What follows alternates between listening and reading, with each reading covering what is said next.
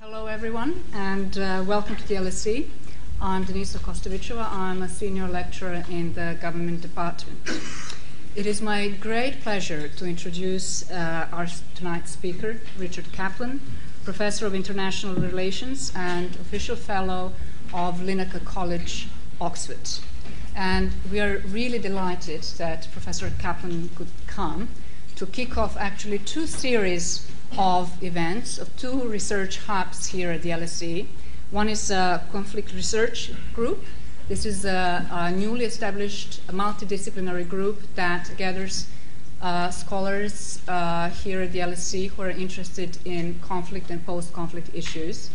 And tonight we are joining forces with VC, which is a unit at the European Institute at the LSE, which gathers scholars and practitioners with interest in Southeast Europe. Professor Caplan studies international organization and conflict management. He's the author of numerous books, articles, and policy publications. Among these are Governance of War-Torn Territories by Oxford University Press, and Europe and the Recognition of New States in Yugoslavia by Cambridge University Press. And as a way of introduction, I cannot say or miss saying one thing, and that is something that all of us working in this field can appreciate. Professor Caplan's research and work has been able to provide timely, academic, and rigorous analysis of very fast-moving issues of international intervention and conflict resolution. So, for instance, his book on international governance and war-torn territories has been an invaluable resource both to practitioners and scholars who are trying to make sense of this sort of unprecedented, comprehensive engagement of external actors in state building.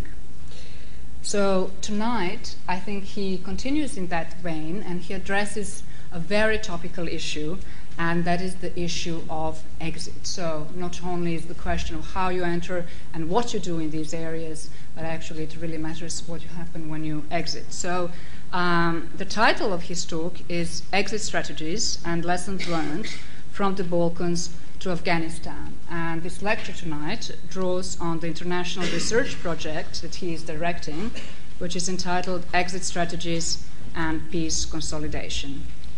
Professor Caplan will talk for about 40 minutes, and he has kindly agreed to take questions from the audience at the end of his talk.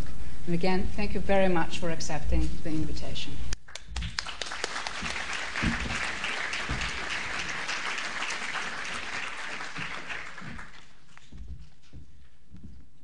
Thank you, Denisa, for that kind introduction. It's a genuine pleasure and a great honor to be invited to the LSE and to have this opportunity to join friends, colleagues, and guests this evening in a discussion about some of the critical issues of the day. We live in an age that has seen and continues to see an extraordinary level of intervention by states in the so-called sovereign affairs of other states.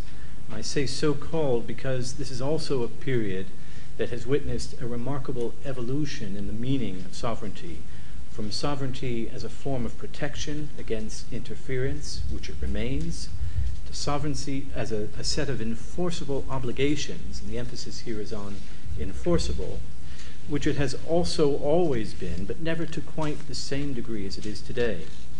This shifting notion of sovereignty is in large part what has facilitated the ongoing NATO intervention in Libya, an intervention that would have been difficult, if not impossible, to imagine being carried out on humanitarian grounds 20 or so years ago.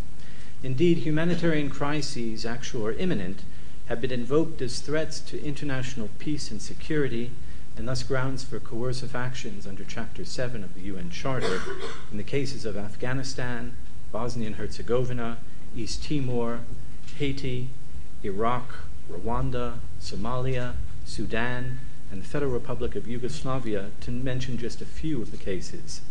This represents an extraordinary and in some respects an unprecedented level of intervention. But the new interventionism to which I'm referring to is not limited to coercive measures against sovereign states. I'm also referring to the large number of consensual interventions in fragile states, such as Burundi, Sierra Leone, Guinea-Bissau, Central African Republic, Guinea, and Liberia, all 6 of them states that are on the agenda of the newly established UN Peacebuilding Commission at their government's request. Now, what these states all have in common is that they've been or are currently the targets, if I may put it that way, of extensive peace and state-building operations that in many of these cases represent continuing intervention, international engagement, long after any military intervention or peacekeeping operation that's been conducted there. And this brings me to the issue at the heart of tonight's lecture. In the past, interveners have generally come and gone, apart from cases of extended military occupation. But even military occupations have not, for the most part, been transformative in nature, with the exception of the Allied occupations of enemy territories, that is Germany, Austria, Japan, the various externally prompted regime changes, especially during the Cold War, for instance in Hungary, Czechoslovakia, Grenada, and the most recent exception, the military occupation of Iraq. Today, by contrast, interventions are often followed by or are concomitant with very extensive peace and state-building efforts, so much so that in a few cases, Bosnia and Herzegovina, Kosovo and East Timor, international organizations have been, in effect, the surrogate sovereigns. Now, there are a number of reasons for this development that I'm describing. One is the recognition that states that intervene militarily have a responsibility to rebuild. Colin Powell, U.S. Secretary of State under George Bush, referred to this as the Pottery Barn principle. You break it, you buy it. In actual fact, it turns out Pottery Barn is more forgiving than that. But this was the concept that underpinned his approach.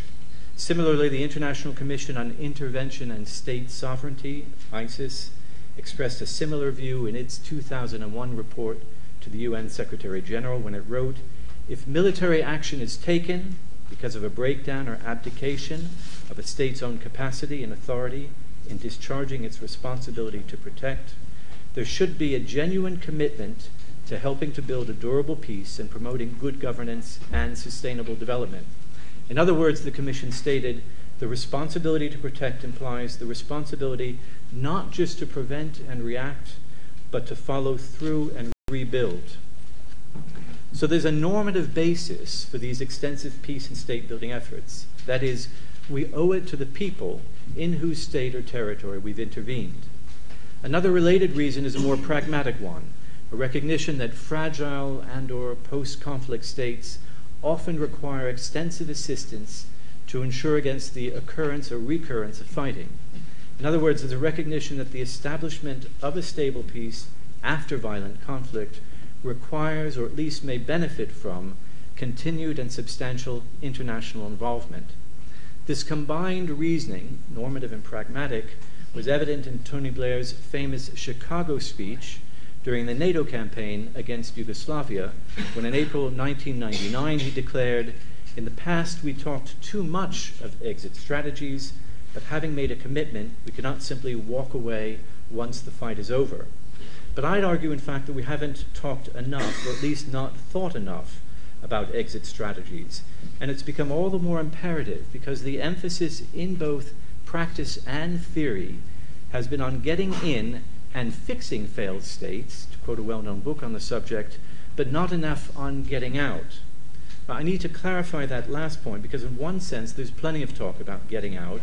You read about it all the time in the papers, especially when the going gets tough, as has been the case at times in Iraq and Afghanistan.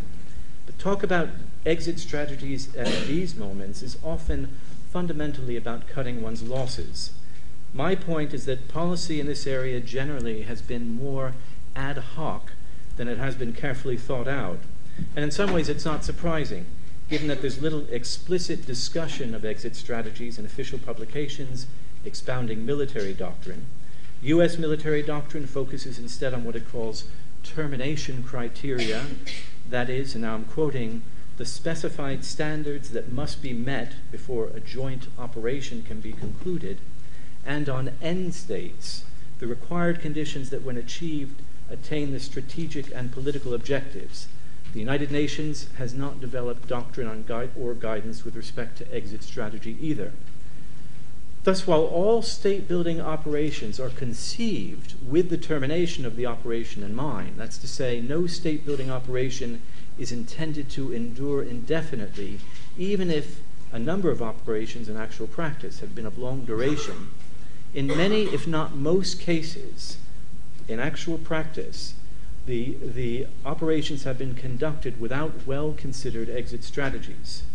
Before we send our troops into a foreign country, we should know how and when we're going to get them out. And that's Anthony Lake, Clinton's national security advisor, speaking in 1996, 2 years after the precipitate withdrawal of U.S. forces from Somalia and just before deploying U.S. troops to Bosnia and Herzegovina. Now, despite the forcefulness of this statement, rarely has such a requirement been met by the United States or any other government or international organization. Now, of course, planning for exit as precisely as Lake's comments would suggest is difficult, if not impossible, as the Clinton administration itself would discover in Bosnia and Herzegovina in a very short time. No one can foresee the circumstances that will obtain and the course adjustments that they may necessitate once an operation has been launched. If devising exit strategies is a challenge for all major interventions, it's a particularly difficult challenge for state-building operations that entail extensive external support for or control of the principal governance functions of a state or territory.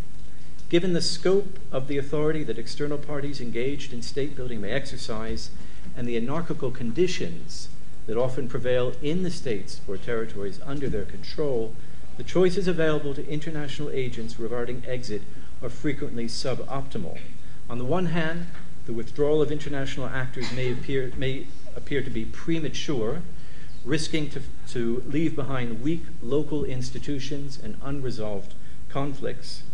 On the other hand, continued external control threatens to alienate the domestic population and inhibit the development of autonomous governance capacity that's vital to the states or territories' viability ultimately.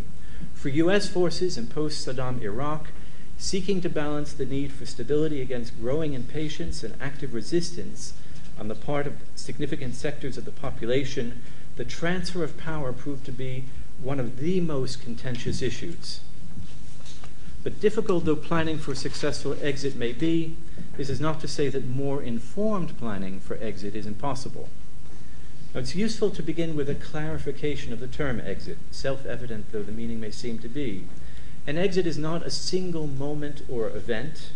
It's best understood as a process of transition, even though that notion hasn't always been reflected in practice. For a long time, for instance, there's been a tendency to treat multi-party elections as the culminating point of international involvement in a conflict. This was the case with respect to Angola, where UN-organized elections in 1992 marked the high water mark for UN engagement in that war-torn state. The elections prompted the renewal of armed conflict when one of the parties to the conflict refused to accept the outcome, and the United Nations was not at all prepared for that eventuality. Our elections can have a useful part to play in exit strategies, but they shouldn't represent the culmination of international involvement if the interest is in a sustainable peace. I think it's fair to say that governments and international organizations engaged in state building, however, have generally learned that lesson. So exit's best understood as a process of transition. Now, transition can be from one principal operation to another, for instance, from a predominantly humanitarian or peacekeeping operation to a growing emphasis on peace building and recovery, or it can be a handover of responsibility from international agents to their national counterparts as critical national capacities are established. While an exit may lead to the withdrawal of a particular international agent or agents, UN peacekeepers for instance, it doesn't necessarily mark the end of all international involvement. I want to come back to this point towards the end. External parties may, often will, and almost certainly should continue to be engaged in peace and state building long after an operation is formally ended. An exit strategy, we can say then, is a plan for disengaging and ultimately withdrawing from a state or territory, ideally having attained the goals that inspired international involvement originally. If the goals have been attained, an exit strategy may envision follow-on measures to consolidate the gains, a successor operation perhaps, such as the UN mission in support of East Timor, or a monitoring role for a regional organization, such as the OSCE in relation to Eastern Slavonia following the UN transitional administration there. However, if the goals have not been attained and it's concluded cannot be attained, then a different set of considerations will govern the formulation of an exit strategy. If there have been partial gains, are these gains worth preserving? And if so, how can that be achieved? If there are reputational costs associated with exit, such as a perceived loss of credibility, how is the process to be managed in such a way that these can be contained? And if exit will leave others to pick up the pieces, how can exit be accomplished without leaving the others high and dry? Now, as these considerations suggest, exit isn't merely a technical matter to be accomplished ideally when requirements for sustainability have been achieved. It's also a political matter, the pace of which may be determined by a host of domestic and international factors that may have little or nothing to do with the achievement of sustainable outcomes. These political constraints, we can also add organizational constraints, are extremely important to bear in mind, not just for exit strategies, but also for state building more generally. Now let me go back to what I just said about exit as a process rather than a single moment or event. There are two subsidiary observations that follow from that one. First, as a process, exit is inextricably linked to entry. An entry strategy will typically envisage a particular end state. When it doesn't, as is the case with Kosovo, it creates serious difficulties for the formulation of an exit strategy for the simple reason that it's difficult, if not impossible, to plot a strategy for transition when you don't know what you're transiting to. Planning for exit may and arguably should commence even before the initiation of an operation, insofar as it needs to be clear from the outset what the targets will be that have to be met and what strategies and resources will be required to meet them, so that international commitments can be scaled back ultimately in a sustainable manner. Effective planning for exit also entails continual reevaluation of goals and assessment of progress towards them. Do the original objectives still support the broad strategic goals of the mission? Have new or unanticipated threats to a stable peace emerged? For instance, external security challenges or tensions within the population that require the articulation of new or altered objectives? Has available implementing capacity, nationally and internationally, changed? And what implications does that have for meeting an operation's objectives and achieving a sustainable exit? A clear roadmap to an exit at the start of an operation obviously isn't realistic because circumstances will evolve, often in unanticipated ways. But it is important, therefore, to rethink the exit strategy continually. Now, another reason why it's important to regard exit as a process of transition is because state-building operations are generally complex operations. And insofar as it's not possible to deal with all aspects of state-building concurrently, exit's likely to take place in stages, with different actors scaling back and withdrawing at different times. Peacekeepers may depart as development workers arrive. Careful consideration needs to be given, therefore, to managing transitions within these operations as well as exiting from them. And this has been proved to be difficult to achieve not only between organizations, but also within the same organization, as with the United Nations. Now, for that matter, exit will not necessarily mark the end of all international involvement in state building. There may be further international engagement and third-party influence long after the departure of the formal military and civilian organizations. Focusing solely on the termination of formal international authority structures ignores the reality of the likely continued intervention and exercise of power by outside actors in post-conflict territories and the role that they can play in peace consolidation.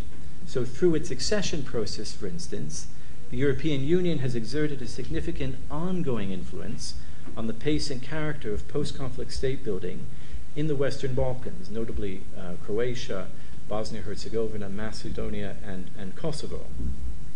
There's growing awareness, however, of the importance of more systematic follow-on measures that can and should be taken in the wake of exit to reinforce post-conflict state-building achievements, or, in the event of a failure to complete a mandate, to mitigate the effects of adverse developments. A number of operations have seen the adoption of such measures. Sierra Leone and East Timor, which I mentioned already, were both home to major UN post-conflict state-building operations that upon termination were followed by successor UN missions. In the case of Sierra Leone, the mission played a critical role in peace consolidation. In the case of East Timor, the mission didn't prevent the recurrence of violence in 2006, but it arguably facilitated the rapid deployment of additional peacekeepers to that troubled state when conflict reignited. Recognition of the need for systematic follow-on measures is also reflected in the recently created UN Peacebuilding Commission and its associated bodies, although the PBC value added hasn't yet been fully realized. There are several factors that may impede the achievement of a successful exit. The first arises from the fact that exit strategies are, to a considerable extent, path-dependent. A good exit strategy depends on good entrance and intermediate strategies. If there have been major deficiencies in the design or execution of the operation, leaving aside how feasible state building may actually be in a given case, an exit strategy will be unable to compensate for those deficiencies easily or at all. The second factor relates to something I said earlier, that state building is not a process whose success depends wholly on meeting technical administrative challenges. Such a view ignores the salience of political factors at both the national and international levels, and the extent to which these may have a bearing on the timing and nature of exits. In some cases, local pressures for a more rapid transfer of authority to national actors have resulted in an accelerated transition for which the country, in effect, was not adequately equipped. In both East Timor and Iraq, for instance, growing frustration and impatience with the international authorities led to a highly compressed process of political transition. In other cases, pressures from troop-contributing countries for burden relief have resulted in a premature withdrawal of forces that compromised a fragile peace. In Sierra Leone, for instance, budgetary pressures played a decisive role in establishing Nigeria's timetable for exit when ECOWAS was keeping the peace there. While in East Timor, member states rejected appeals from the UN Secretary General to slow the pace of peacekeeping troop withdrawal. A longer time frame, however, is not necessarily the solution either. In the case of Bosnia and Herzegovina, the continuing international presence has arguably been a factor contributing to dependency, thus inhibiting the emergence of autonomous governance there. And the critical question is whether in these and other cases the ground could have been better prepared if international policies had been designed and implemented with greater knowledge of and attention to local needs and sensibilities. Other factors may also be an impediment to a successful exit. The failure to achieve a durable political settlement may produce a peace so fragile that it will be unable to sustain itself without the constraining effects of an ongoing international presence. Exit under these conditions can trigger the reignition of violent conflict. Similarly, local buy-in to an exit strategy may be limited, especially if that strategy entails a contested transfer of power, and thus will also imperil the peace. Also, regional powers may not support the arrangements that an exit will leave behind. This has been the concern about Iran with respect to Iraq and Pakistan with respect to Afghanistan recently. And for all these reasons, some form of strategic overwatch may be advisable that will facilitate the redeployment of peacekeepers and civilian advisors in the event of a threatened or actual collapse of the peace. So these are some of the factors that can impede the achievement of a successful exit. There are also a number of factors that can contribute to a successful exit. Many of these are coterminous with the successful execution of an appropriately designed mandate. In other words, the grounds for a success-based exit can be seen in the accomplishment of key elements of a mission's mandate. But beyond successful implementation of an operation's mandate, one important factor of success is a coincidence of interest among the parties to a conflict. When all parties are working towards common goals and objectives, the outcome achieved at the time of exit is likely to enjoy wide support, thus minimizing one risk factor associated with renewed conflict. Germany and Japan after World War II, Mozambique and Sierra Leone more recently, are cases where a convergence of interests among all parties, national and international, helped to sustain the peace following the downsizing and exit of international forces. The prior existence of a functioning state is another factor that enhances the prospects for successful exit. Germany, Japan, and Austria were all states prior to the war with effective administrations and advanced industrial economies and were governed by the rule of law. In these cases, the challenge was precisely to rebuild the war-torn state, subject, of course, to modification. If exit didn't occur sooner in these cases, it was largely because of the pivotal role of these countries in the Cold War and not because of inadequate progress in state building. In many other cases, the objective has been to build a state after conflict or comparable trauma, where previously there had been a weak or arguably failed state, a far more daunting challenge. In some of these cases, the magnitude of the challenge will be so great that exit may either be an illusion, as with Haiti, which has seen 7 UN missions, in little more than a decade, or it may be predicated not on success, but on the more modest achievement of an improved state of affairs. A continuing troop presence is another factor that may contribute to a successful exit. This is consistent with the findings of my colleague Paul Collier and his associates on the basis of their analysis of a large number of post-conflict situations, to the extent that a continuing troop presence encourages post-conflict states to reduce their military expenditure. Collier and Associates found that it will significantly decrease the risk of renewed conflict. Additionally, they found that a continuing international troop presence in the form of peacekeepers, for instance, may deter the outbreak of rebellion. These findings are also consistent with what I said earlier about the importance of post-exit follow-on measures. Now, there's no single recipe for exit, but any successful exit strategy will require sound knowledge of the challenges to a sustainable peace throughout the course of an operation. For this reason, it's important for operations to develop meaningful measures of progress to inform transitional and exit planning. State-building missions have made some progress in this regard. The UN mission in Sierra Leone, UNAMSIL, was the first UN peace support operation to use benchmarks and employed them effectively to guide its troop drawdown. The mission stressed the importance of pegging the withdrawal of the peacekeeping presence to benchmarks based on the government's capacity to maintain external and internal security without international assistance. Now, that may seem like a no-brainer, but the simple truth is that for all these years, and even today, planning for transition and exit is not governed by any systematic assessments of progress towards satisfying the requirements for a sustainable peace. Now, what does all this tell us about Afghanistan specifically? I have to confess, I'm not an Afghanistan expert, and I'm even only highlighting Afghanistan now because it was given some prominence in the publicity for this lecture.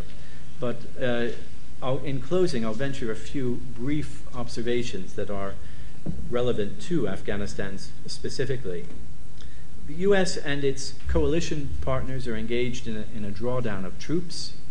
Clearly, the original goals of the coalition, the defeat of the Taliban, the establishment of a capable and legitimate Afghan government, economic regeneration, these goals haven't been achieved.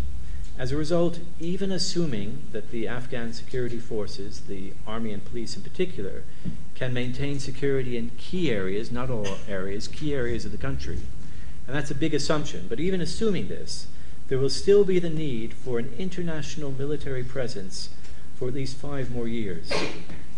That could be a UN peacekeeping force, 20 to 30,000 strong, led by Turkey, perhaps, or more likely, because of the robustness of the operations that may be required, a U.S. so-called residual force of anywhere from 20 to 40,000 soldiers. That's my first point. Exit will require a continued international military presence. Second, a successful exit strategy will require the support of key regional actors in at least 2 respects. Their cooperation will be required to work towards further stabilization of Afghanistan, and Pakistan's support is critical here. The cooperation of regional states will also be required to promote regional economic integration, which would benefit not just Afghanistan, but also Afghanistan's neighbors. Increasing regional trade would open up new sources of raw material, energy, and agricultural products for a number of states in the region. And that's the thinking behind the new Silk Road initiative that was launched with much fanfare at the end of September. I don't doubt that regional economic cooperation could be of great value. It's an approach that's been pursued with some success in the Western Balkans, but I also don't underestimate the obstacles to achieving it. And yet, if Afghanistan's economic prospects don't improve, it's difficult to see how peace can be sustained. Now, in closing, I want to stress that the foregoing represents just some, certainly not all, of the lessons that can be drawn from the experiences of state building from the Balkans to Afghanistan. If nothing else, they serve to demonstrate that attempts to plan for exit are not entirely misguided, as much of the literature will tell you it is.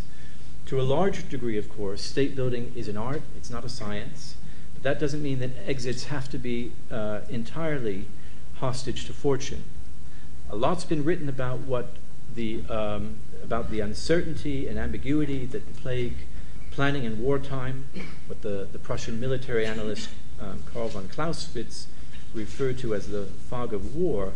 But as recent and historic experiences demonstrate, the fog of peace at times may be no less opaque. Moreover, in some respects, the stakes may be just as high, given that between 1/3 and 1/2, depending on how you count these things, of all violent conflicts reignite within 5 years of the establishment of a peace. The importance, therefore, of understanding the dynamics of conflict transformation, including the requirements for the maintenance of peace, cannot be overstated.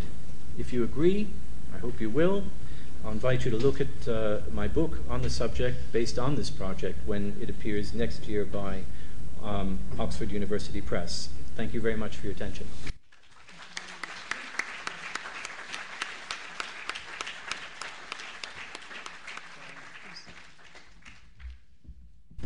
Thank you very much, and we'll now invite questions from the audience.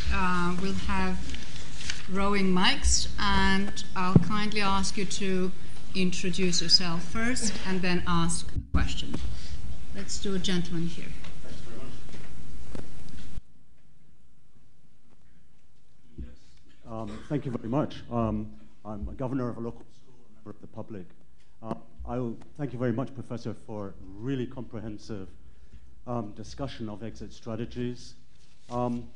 There are one or two factors that perhaps could be included in your discussion and in a discussion of any exit factors, especially on the 10th anniversary of Afghanistan and the invasion of Afghanistan. And it was actually around the public acknowledgement of the number of civilian deaths in both Iraq and Afghanistan in order to facilitate a more effective peace-building exercise post-exit.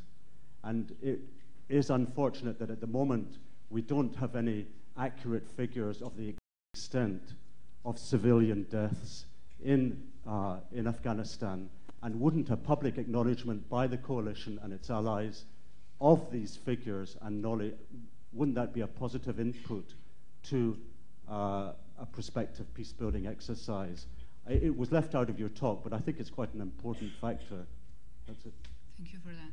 Should we take a few questions? Yes, we can collect. Okay, the lady there. Yeah. There's the mic coming.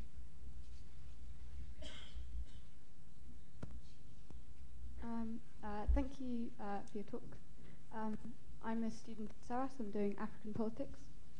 Sorry, can you speak up, please? Okay, everyone looks really lost. I'm a student at SARAS. I'm doing African politics. Without sounding too much like a student from SARAS, what about when perhaps the motivations for intervention in the first place are more complicated? and involve more aspects of self-interest, perhaps, or commercial capturing of certain industries in that country? Doesn't that really need to be taken into consideration of exit strategies as well? Okay, thank you. Question here. Thank you. My name is Anad Pakyasini. I'm a journalist from Afghanistan. First of all, I would like, that was very comprehensive speech and very informative. Just I would like to add that when these people are going to a country, they first jump, then they think. I think they first think, then they jump. For example, in most of the cases in Afghanistan particularly, there is nothing as institution, as they were telling us in the beginning of the intervention. So do you think, is it premature or just face saving? Elections are coming in America, elsewhere, economic crisis, everybody is saving money. So they are trying just to leave Afghanistan to neighbors who butchered Afghans in 90s like animals. So don't you worry that this thing may happen again? Thank you. Richard, do you want to take a few more? Maybe I'll stop with these three, Yeah. but the question itself at the end of your comment, don't I worry that... They will leave Afghan people to neighbors again as they left them in 1990s. Okay. All right, maybe one more then. My name is Ahmed Javed, and I'm working for the embassy here in London, and I'm working as commercial counselor in the embassy. I used to work for the government in the past 6 years, so I see things from inside more in details. But first of all, thank you for the very insightful presentation, Professor Caplan. My question is, we talk about military presence for the coming 5 years. We talk about regional cooperation, trade and investment, a lot of these topics that have been discussed and undertaken in many strategies developed in Afghanistan, the national strategy for Afghanistan developed. What's going on? The Afghan Compact and many of them. So in the presence of more than hundreds of international troops in Afghanistan, advisors, the presence of the whole international community, we have failed to have a working public sector. The corruption is something that's being discussed every day, and we know about it.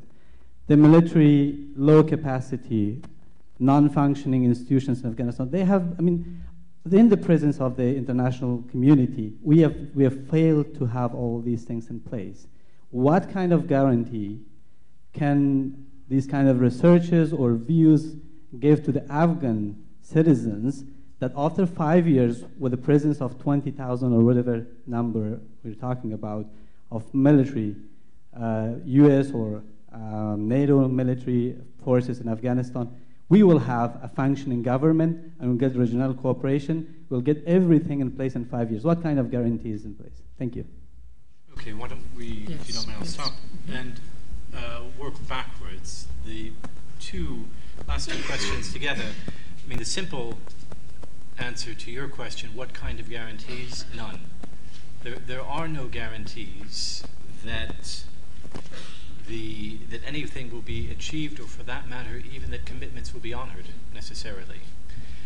But, and this relates to the question that was asked previously, and the point that I made during the lecture, the considerations that drive the timing and nature of exit are more than just sustainability issues. There are, as you're indicating, political considerations as well of various kinds. You're alluding to domestic U.S. considerations, budgetary pressures, electoral pressures, and these can't be ignored. And because of that, it's fair to say that there won't be any, first of all, there'll never be any guarantees that a strategy will succeed, but there won't even be a guarantee that the United States and other coalition partners will honor entirely pledges that they may have made. But at the same time, I think it's going to be very difficult to turn their backs completely on what's happening for two reasons. One is that they have already invested a lot, and it's their credibility that is at stake, but it's also their relations with their allies regionally, and also the coalition partners beyond the region. I think that it would be very, very difficult for the United States to completely turn its back. And then there's also the considerations that prompted engagement in the first place, which is the insecurity in the region, and they don't want to leave a black hole there. Now, it doesn't mean to say, as I said, that they will necessarily succeed, but this, I don't think that we're going to see a turning away completely.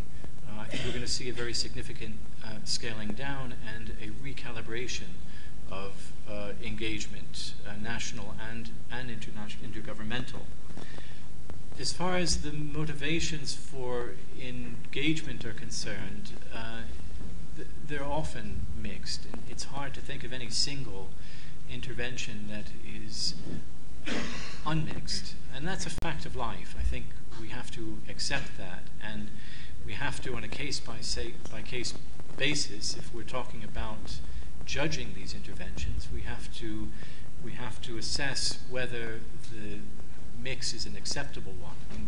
In the case of Libya, there were ostensibly and genuinely humanitarian considerations, but they're obviously not the only considerations that explain NATO intervention, and particularly French, British, and US intervention in that country. And this clearly does have an impact on the objectives. It has an impact on the way in which the military campaign is going to be fought, and also the civilian side of the operation. And I think that what's important is to try, if you're talking about the standpoint of a concerned public, to shape this, to bring pressure to bear to limit the pursuit of certain goals, to ensure that certain priorities are maintained and respected.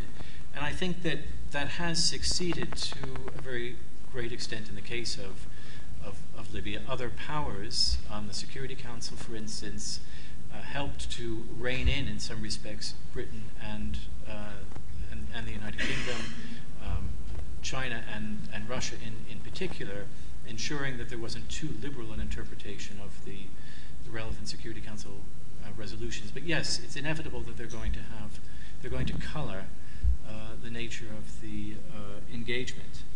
And whether an acknowledgement of the actual civilian deaths, Afghanistan, Iraq, I think that is important. I think it's important for the record. I think it's important for peace building. And then one can ask oneself, to what extent is peace building a significant component of exit? I think it is.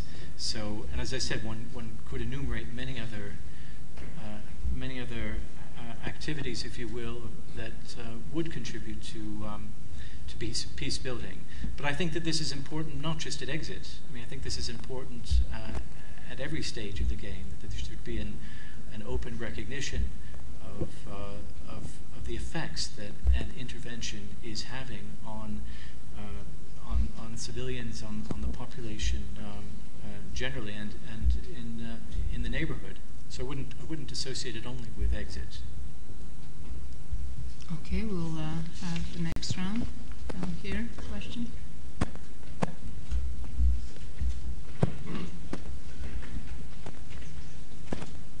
I'm Najim Abbas from the East West Institute. Professor Caplan, do you suspect that there is an insistence to impose a Iraq-like solution, Iraq-like exit plan from Afghanistan, irrespective of the dissimilarities? And would we end up having a Lebanon, albeit more fragmented and divided on ethnic and sectarian lines? Any other questions? Okay, here. Although they won't hear you in the back. You mentioned earlier on a little bit about the entry strategy and the motivations for going into Libya. I'd be very interested, based on what you've talked about so far, to look at what you see the future for Libya to be, looking maybe 5 or 10 years into the future, what you see might be happening, both looking at regional players and international players. Okay, and we'll take one more. I'll take from over there. There, yeah, at the top, on this side.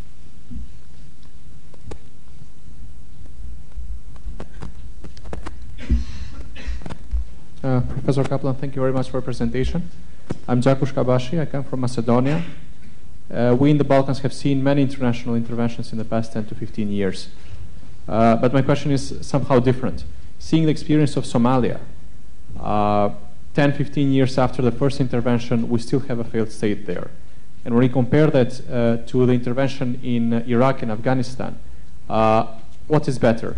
To stay in a country for 10, 15, 20 years and keep it safe, or to leave fast and 20 years later to have no idea what are we going to do there? Thank you. And I think I'll abuse my position as the chair, actually. To ask you a question, I thought it was very interesting the way you talked about exit as, on one hand, as a process, but exit of not necessarily completely leaving. So I was just wondering, in the research, it seems to me that you are reframing exit as a legitimate stay and sort of minimum necessary stay, which you didn't specify whether that would be military or civilian. We've seen in different places sort of external actors staying in different ways. So I was just wondering, what would be that threshold, if you like, when you would actually say, well, exit has happened despite the stay of some form of international presence? Okay. I was promised easy questions. These are not easy questions. Well, again, working backwards, if I may, in some ways, exit, a bit like beauty, is in the eye of the beholder. It's the term that shall not be pronounced in development circles within the United Nations. It is a preoccupation within military circles in the United Nations. That's to say, peacekeepers. The peacekeepers are very concerned that they not be engaged in an operation of indefinite duration. They want to be able to get in, do the job, and go out.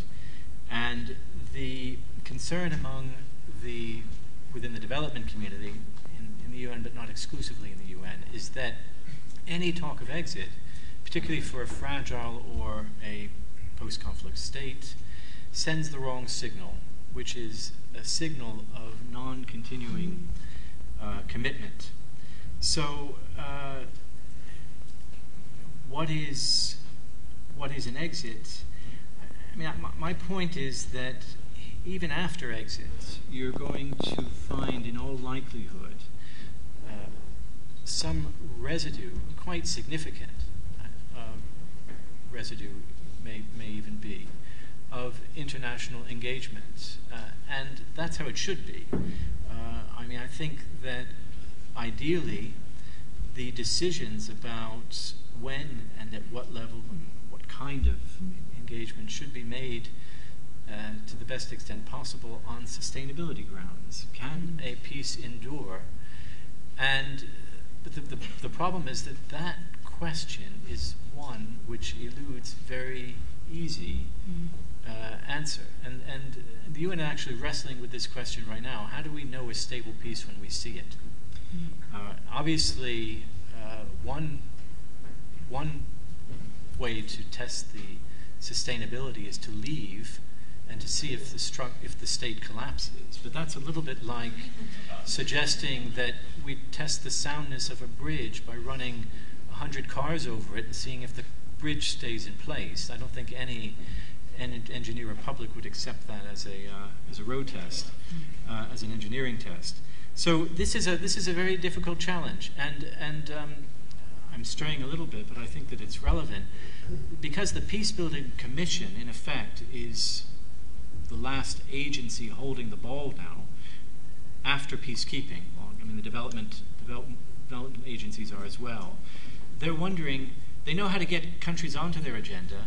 When do they come off the agenda? They don't know what to be looking for. So this is actually an area where quite a lot of investigation is taking place within organizations, the UN not alone. I don't know if that helps to explain a little bit. Better to stay or leave? Well, I mean, really, obviously, it depends on the case. And I think there has to be a recognition that you can't always succeed. This was one of the things that the UN Security Council, I think, did come to terms with in the early 2001.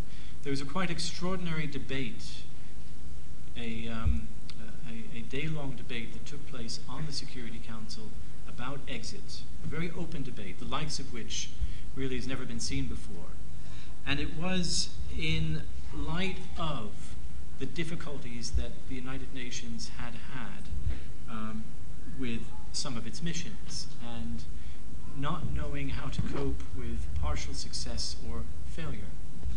And I think there's greater recognition now of the need to accept that you may not always be successful, and if that's the case, you may need to think about withdrawing or reconfiguring your presence. But as I said in my lecture, if you do so, to do so in a way that tries to preserve what gains may have been achieved. So for instance, if as part of that effort there's been a nascent political dialogue among competing parties, is it possible at a distance to try to sustain that dialogue, rather than again to turn your back completely on the situation and let it just fall into an abyss? But again, situation will vary from case to case, so it's very, very difficult to generalize. I know a question was asked about Libya's future. I don't know, and I feel I'm not an expert on this part of the world. I think that there has been a lot of concern about the nature of the transitional government, the successor regime to the Gaddafi regime.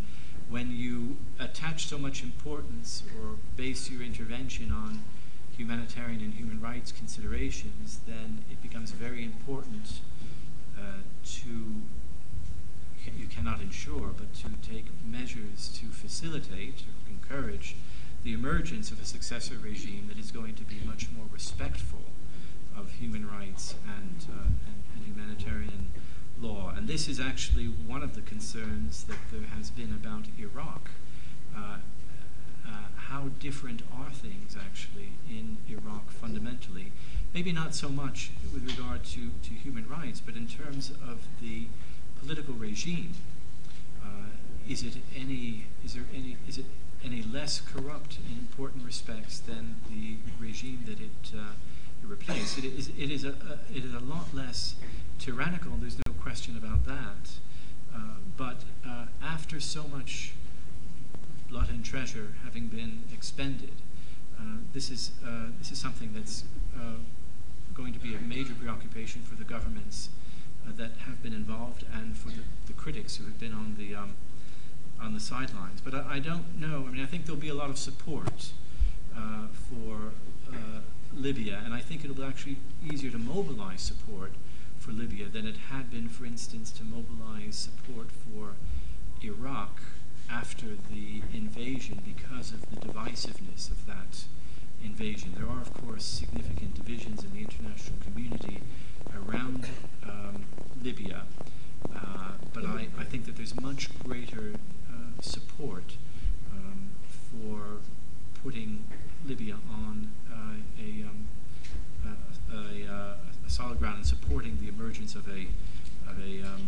successor regime that will be able to govern effectively, competently, and respecting human rights.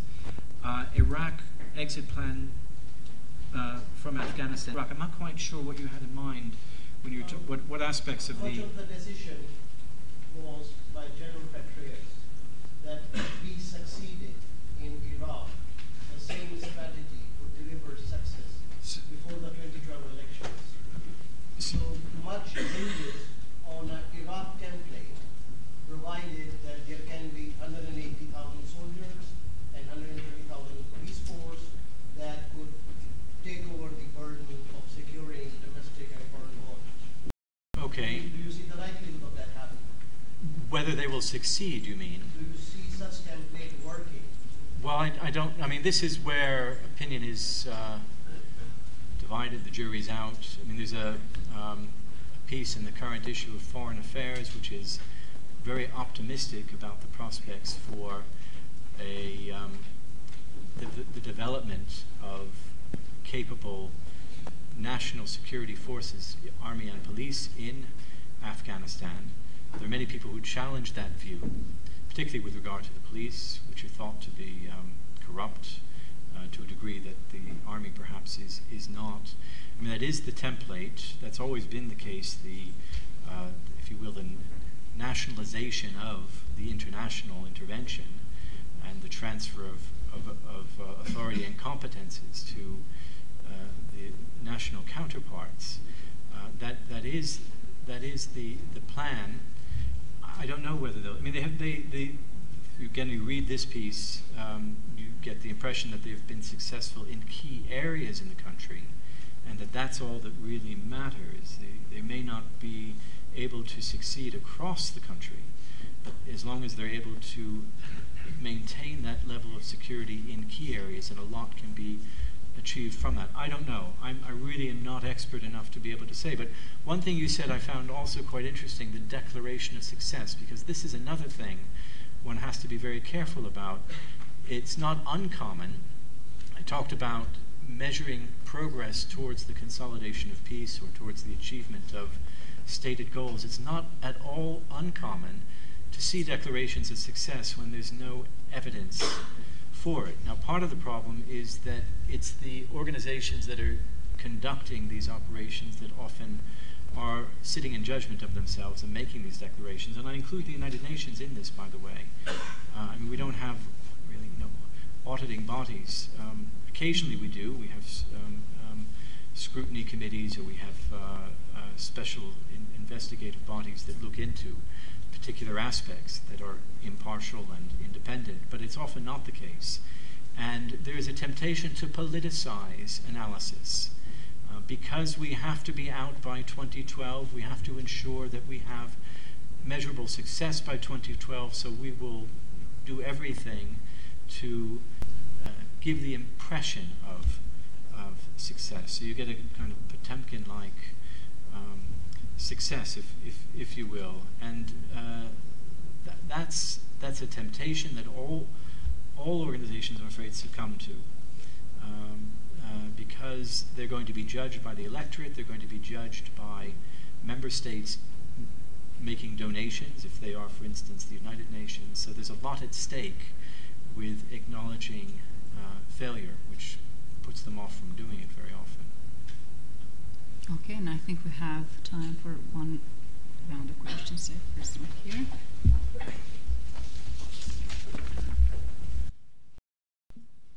Thank you very much, Professor Caplan. My name is Sveta Korneska. I'm a DPhil student in politics at St. Anthony's College at Oxford.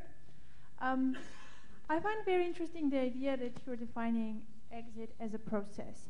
And in that line, I'd like to ask you if you could please elaborate a bit more on the agency side of the whole issue. More precisely, who decides when these set of objective criteria that you've set for transition and for exit are achieved?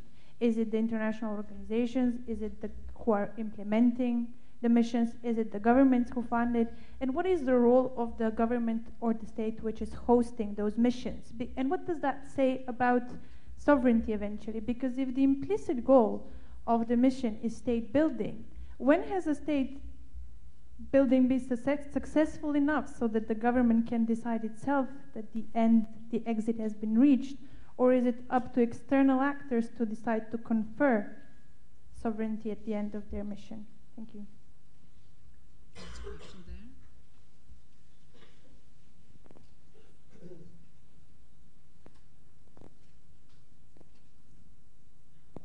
My name's Neil Barnett. I work in London. I was just wondering, as the balance of power in the world shifts increasingly rapidly to the south and to the east, to developing nations, do you see patterns of intervention around the world changing as a result? Okay, and one more there. Yeah.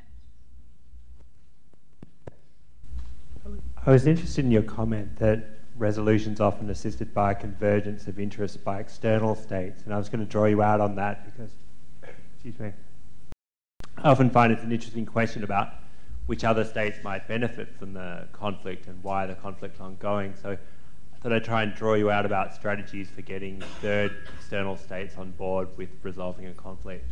Thank you. And shall I squeeze just one more over there?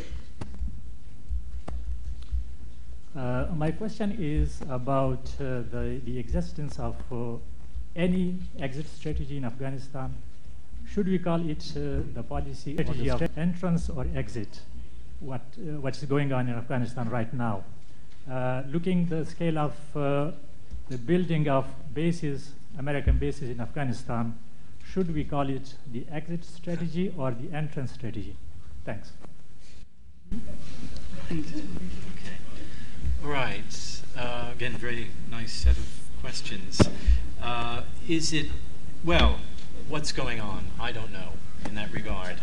The United States, does it envision a long-term presence in the region, and is that related to building of bases? As I said, I think that we can expect that there will be the need for some continuing international military presence, whether that's UN peacekeeping force or a US force. I think that is really beyond dispute. And I don't know, frankly, whether what plans the US has for military deployment in that region and how it fits into any broader strategy it might have about its global reach. But this relates to one of the earlier questions about, for that matter, mixed motives of intervention, or at every stage of engagement, states are going to be motivated for different reasons to take the actions that they're taking. And it's quite conceivable that there could be more, if you will, parochial interest to do more with U.S. strategic interest than only with respect to Afghanistan's interest. But I seriously do not know enough about U.S. thinking with regard to its future engagement in the region to be able to answer that satisfactorily. Strategies for getting external states on board, well, I mean, this is diplomacy. And every trick in the book, that a state may have, and that will vary, of course, depending on the power of the state. It's also a question of the capacity of the regional state. I mean, Pakistan has problems of various kinds. One is, it's subject to so many different kinds of internal pressures. It makes it very, very difficult to, institutional and identity, it makes it very, very difficult for it to provide the kind of support for the United States in the region that the United States would like to see. And the other thing is that it isn't a fully sovereign state in the sense that it doesn't exercise sovereign control over all of its territory, and that has been a problem from really the very beginning. So there may be inherent difficulties that prevent, even with the best of resources, and obviously Pakistan has been the recipient of quite significant U.S. military and economic assistance, and even that hasn't always been enough to bring it on board because of these countervailing pressures, but also because of limited competences in some respects. But in other cases, I think we've been a lot more successful with respect, for instance, to Serbia in the Western Balkans. And again, there are all kinds of reasons, a lot of these also indigenous, but I think it would be difficult to argue that they're not related in any way to the external inducements and threats that have been issued by, for instance, the European Union most significantly. Patterns of intervention, are they changing or will they be changing? I mean, that's quite an interesting question, particularly as many states, leading states in the global south, historic proponents of non-intervention are claiming a rightful seat on the Security Council. India, Brazil, for instance, even Germany for that matter, not from the global south, but was not in any way enthusiastic about the engagement in Libya. A lot of soul searching there. But it is quite possible to judge from the kinds of reactions we've had from these countries that they will seek, in some cases have sought, to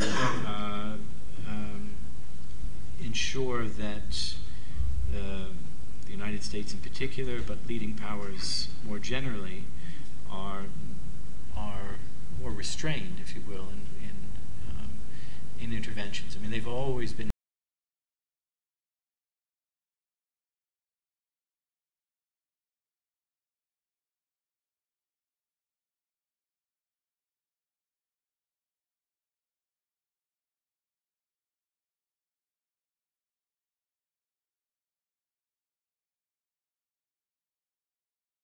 so as these countries are in a position perhaps to assert themselves more internationally, we may see that these views are more influential. On the other hand, and this was a problem that I think Germany experienced, when responsibility as a major power entails a willingness, or is thought to entail a willingness to take certain actions, and as a major power you're unable to accept responsibility for taking those actions, accept to take those actions, then that for some calls into question your credentials as a responsible power. So it's a bit of a double-edged sword. And your question, very interesting question. Who decides? Well, I think it really would be very, very interesting. I'm going to keep thinking about topics for doctoral dissertations, but I mean, to really unpack some of these cases and to see at critical junctures who was responsible for taking what decisions. And I mean, for instance, it's really quite interesting if you investigate the East Timor case. East Timor, the United Nations came under a lot of criticism because after having invested so much, and this was a state, a newly established state, which the United Nations was the first government of, in effect, and then within a matter of a few years, while the UN is still there, there is this eruption of violence, and many people blame the United Nations for having left prematurely. But if you look at the record, you'll see, as I alluded to in my talk, the Secretary General made impassioned appeals to member states not to redeploy their peacekeeping forces. And member states were under pressure, however, because of limited scarce assets, to put them elsewhere. But it's the United Nations that comes to be tarred with having managed, if you will, the conflict there poorly. Now, I'm not saying that they are entirely blameless, because one thing that's quite interesting is that we now know at no time, in the case of East Timor anyway, when, again, the United Nations was in complete control, at no time did they undertake a conflict analysis. In other words, at no time did they look to see what are the conflict dynamics in this country. They always assumed the threat came from Indonesia, and that there was a residual threat from the pro-Indonesian forces who, for the most part, had left. But it wasn't until violence flared up that they became particularly sensitive to the conflict dynamics within the population itself.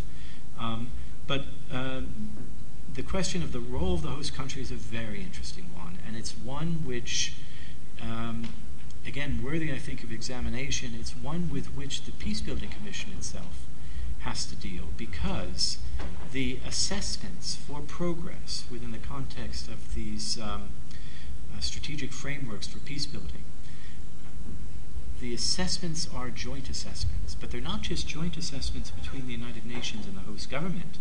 They're joint assessments between the United Nations host government and other institutions within the country, including opposition parties. And that's very important, because you can imagine how, if one of your benchmarks is, say, power sharing arrangements as a way of overcoming a divide within a country, if you leave it to the government to decide when we have achieved satisfactory power sharing, they have an interest. They have an interest which is going to arguably color their analysis.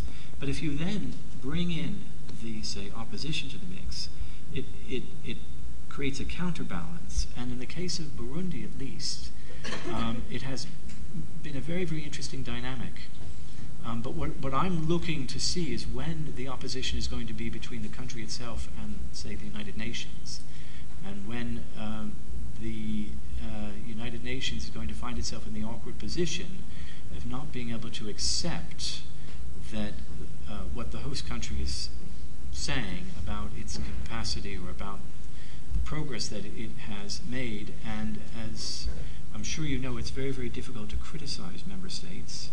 I mean, it's quite a different matter, I think, for donor governments who have relations with states, but for the United Nations itself to be critical of a state, it's much harder. So I can't say that situation yet has arisen in the context, at least, of the Peacebuilding Commission, but I think that the potential is there. But I think the ultimately, you're absolutely right. There has to be buy-in, and ultimately that process has to be driven by the host country, because otherwise, how can you say that sovereignty has been fully restored, or that they're capable of governing themselves? Well, thank you very much for your thought-provoking lecture and for being generous with your comments. And I'm sure that no one who is here tonight will think the same when they hear the word and discussion about exit on radio or in the papers. We are looking forward to your next book. Thank you very much.